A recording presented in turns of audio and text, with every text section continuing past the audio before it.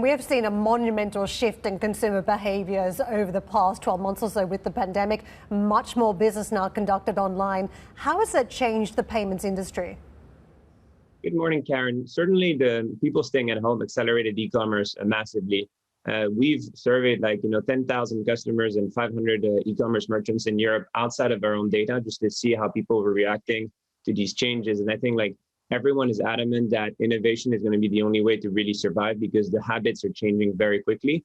And more importantly, the other aspect that was really important for us at Checkout.com was that to understand and verify that the habits that people have gained during the pandemic would actually stay, meaning that all the surge that we've seen in e-commerce would stay beyond this. And 74% of people confirmed that they would. Guillaume, I want to talk about the fortunes of your company because early on it was one of the fintechs that was profitable and effectively you thought you hit the big league with the valuation after the Series C funding where your valuation is about 15 billion.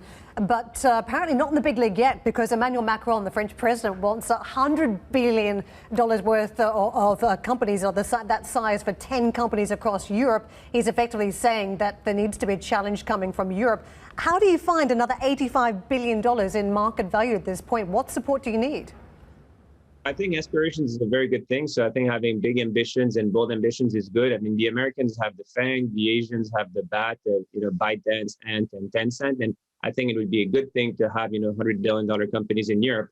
I'm proudly European. We're very proud to serve big European companies, Revolut, Klarna. So I think it's a good thing. And, we should be excited at the opportunity of growing businesses here in Europe. That's the first. Second of all, I mean, e-commerce, like we said, is really growing tremendously. And people who are, part of that wave are just growing naturally with the industry. And I think, it's just a matter of compounding capital. We can get there. We're growing well above 100% year on year at this point. And I think it's just a matter of a few years until we get there and a lot of hard work. Guillaume, you're in a fascinating space which has grown outside of the traditional banking sector over the last few years. Is it natural eventually that with more regulation, though, being focused on your sector, that it will be absorbed into the more traditional banking sector? Or actually, do you think it will maintain itself as a rival and possibly eventually surpass the traditional banking sector?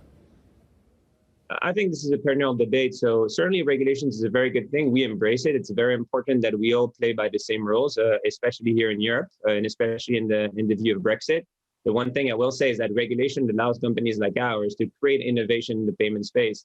The payment processing business historically was sitting with the incumbents, the larger banks, and a company like ours have been able to emerge out of these new regulations, being able to connect directly to the payment schemes and offering a better experience and customer journey to merchants. So I think it's a plus for the industry.